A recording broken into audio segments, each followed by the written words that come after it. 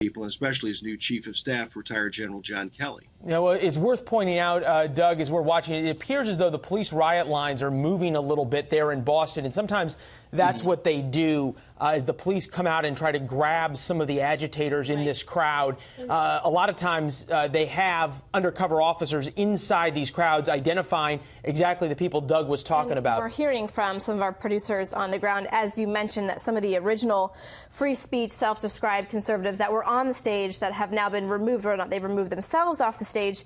It's as if law enforcement officers are actually trying to put them on wagons and remove them from that scene. Whether or not that's because that's just the sheer number of counter-protesters, it's that they obviously are trying to prevent any violence.